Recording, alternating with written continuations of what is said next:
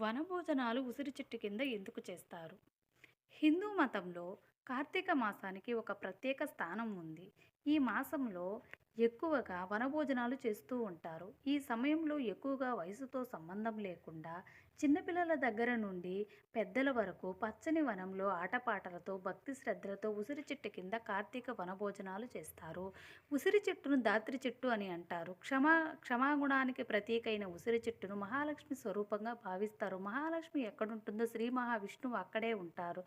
అందుకని ఉసిరి చెట్టు కింద భోజనం చేస్తారు. ఉసిరి చెట్టు కింద ఎందుకు భోజనం చేయాలి అంటే కొన్ని విషయాలు తెలుసుకోవాలి. మనం సమయం దాటాక తినడం, అతిథికి పెట్టకుండా తినడం, బయట నుండి తీసుకొచ్చి తినడం, బ్రహ్మచారికి పెట్టకుండా తినడం, నైవేద్యం పెట్టకుండా తినడం, ఇలాంటివి 9 రకాలుగా చెప్తారు. రెగ్యులర్గా తీసుకునే భోజనాలు 2 రకాలు. ఒకటి మనం ఇంట్లో వండుకునేవి, 2 ఆలయాల్లో సంతర్పణ చేసినవి. ఇవి కాకుండా నిత్యం మనం తినేది అసాక్షి భోజనం. నడుస్తూ తినడం, మాట్లాడుతూ తినడం, మంచంపై కూర్చొని తినడం, ఇలా చేయడం ఆహారంతో పాటు కలిపురుషుడు కూడా మన శరీరంలోకి ప్రవేశిస్తాడు.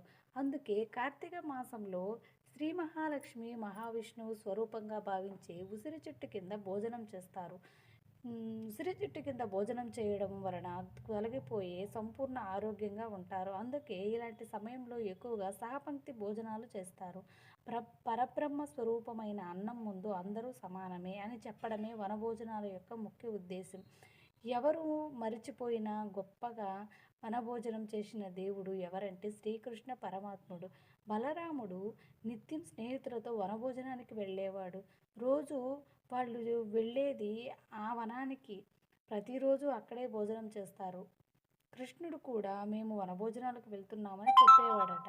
వనభోజనం యొక్క విశిష్టత ఏమిటో అందరికీ తెలియడం కోసమే భోజనం ఎందుకు నిర్దేశించారు, దానికోసమే చేయాలనేది. కొన్ని పనుల కోసం వనభోజనాలకు వెళ్ళకూడదు. భవిష్యత్తు తరాల వాళ్ళకు కూడా మేలు చేసే వృక్షజాతిని సంరక్షించే నిగూఢ సందేశాన్ని వనభోజన సమారాధన ద్వారా తెలియజేయడం. Thank you for watching.